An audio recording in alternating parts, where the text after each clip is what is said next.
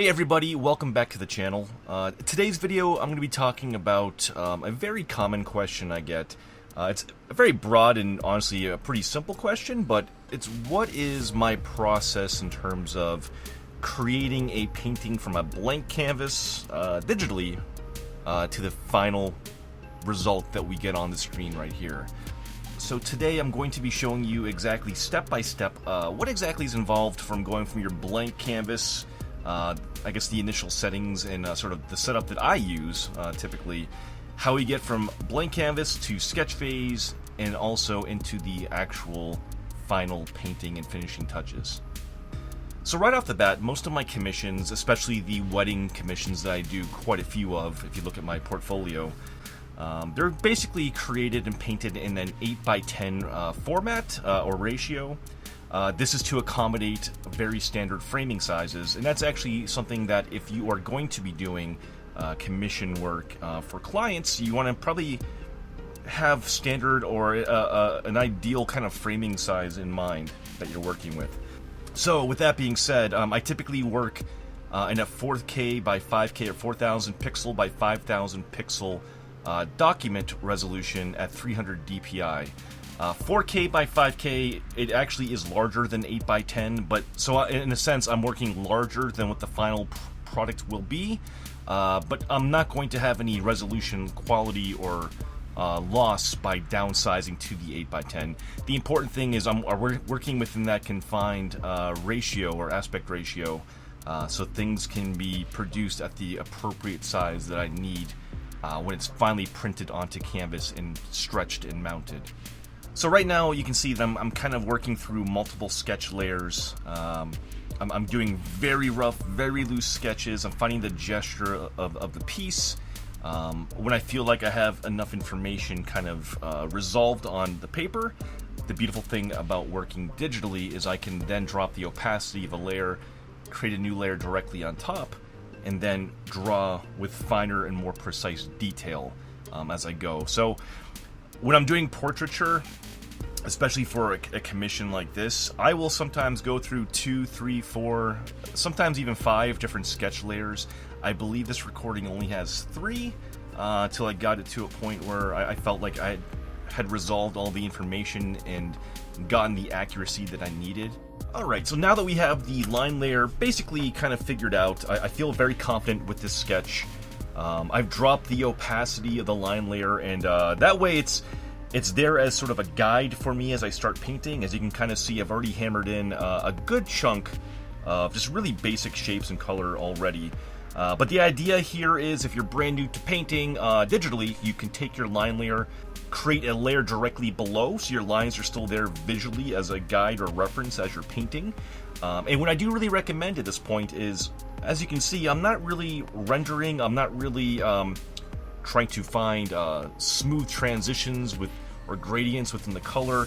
No, like this phase, this early into the painting, is all about chunking in big areas of color, trying to establish the color that I want, finding the values that I need, and then all the actual kind of polish and rendering will come further into the painting. I don't personally sample off the photo reference. That's not something that I find value in because I don't learn from color sampling off a photo. I want the colors that I pick to be something that I'm obviously using a reference photo, but I want to be able to put my own twist onto it as well. I'm not here trying to sort of replicate a photo one-to-one. I want my identity as a painter to kind of speak through my color choices, value choices, and composition as well. So right here, you can kind of see, in some cases, I will up the opacity of the line layer just a smidge, just to kind of, so I don't get lost in the detail as I'm starting to paint. There will be a point as we get further into it where as you can kind of see, I'm toggling the line layer on and off. I'm actually checking to see how my painting and my color and value choices are reading without the actual line work that I established initially. And you can already see right here, it's coming together pretty well.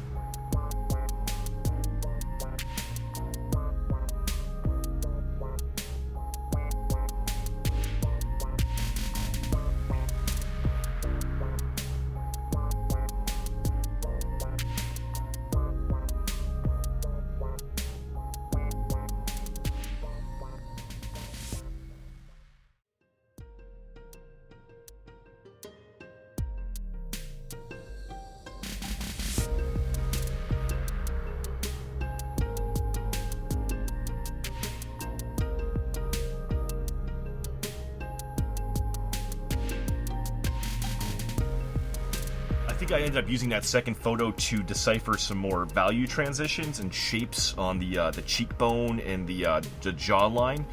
Because the initial photo, it's definitely, I would not say it's washed out, but it's lit in such a way that you can't see a lot of what's going on that the facial detail. So it's never a bad idea to utilize more than one reference if you have the luxury or the ability to do so.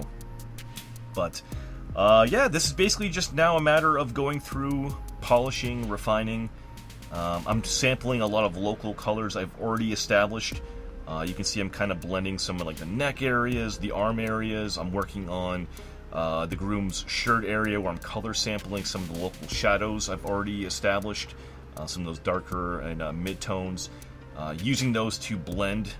I'm trying to find shapes as well as, you know, brush strokes. Like, where do you want to create edge work? Where do you want to actually create gradients where color can basically transition from like a mid-tone into a shadow or a highlight, for example. And that's part of the beautiful thing about painting, is you start to establish these rhythms and methods and techniques that I think are sort of your identifying features in how you paint. It's sort of your identity and how you create your marks on canvas.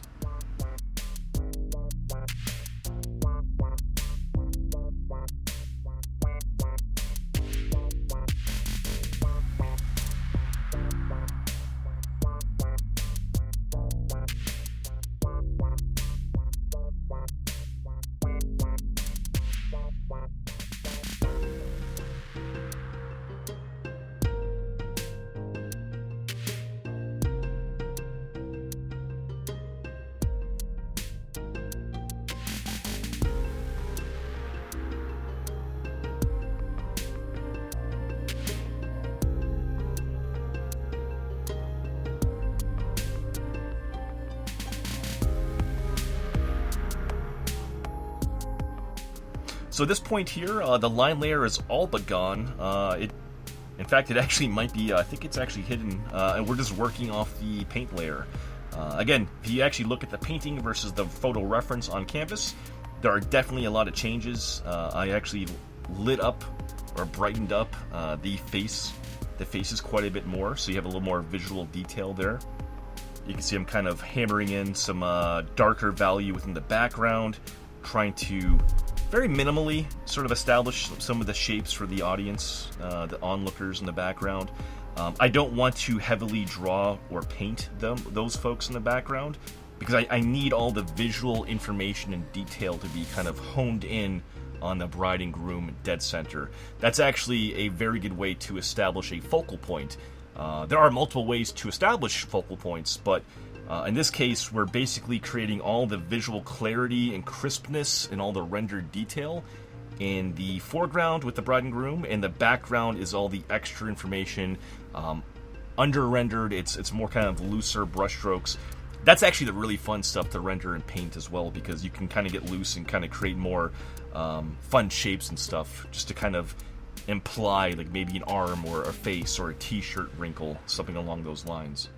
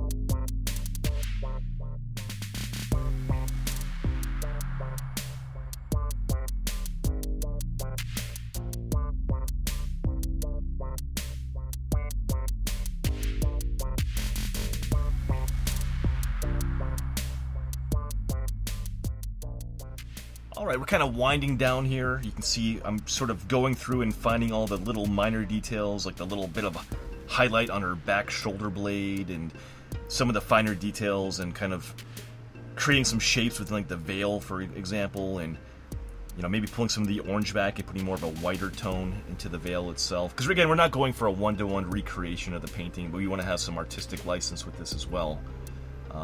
And again, I think the background kind of came to fruition. I love the sort of lighting effects going on up there. I'm doing some photo manipulation now, or layer manipulation, where I'm kind of grouping and creating a copy of all the layers. And now I'm actually lassoing the foreground elements, the bride and groom, and I'm doing this to create some adjustments in the background to kind of bring some emphasis off and darken certain areas. The idea really is to kind of create a visual contrast here. So I want the brighter, punchier colors and detail in the foreground, and the background to kind of fade out a little bit while maintaining some of that clarity. And again, you can kind of establish that by kind of creating some of these nice highlight edges on the veil and the hair wispies, and like the strong highlight on the groom's back shoulder and back area and collar as well. So just good visual punching contrast established through value and color. And that about wraps it up, everybody. Thanks so much for hanging out and watching the whole process, from the bare bones sort of sketch phase all the way to the finished painting you see here on screen. If you have any questions, feel free to fire away down below in the comments. I'll try my best to answer and help you guys out there as well. But if you do actually want to have a one-on-one dialogue, I do stream this process almost entirely on Twitch. I'm actually on twitch.tv/jhansen_art. I highly encourage you folks to check me out there. You can find me doing sketches, paints, studies, all kinds of stuff. And it's a really good way to kind of interact and actually get more one-on-one information that way too. So, yeah, come hang out with us. And thank you very, very much for being here today. Have a good night, guys.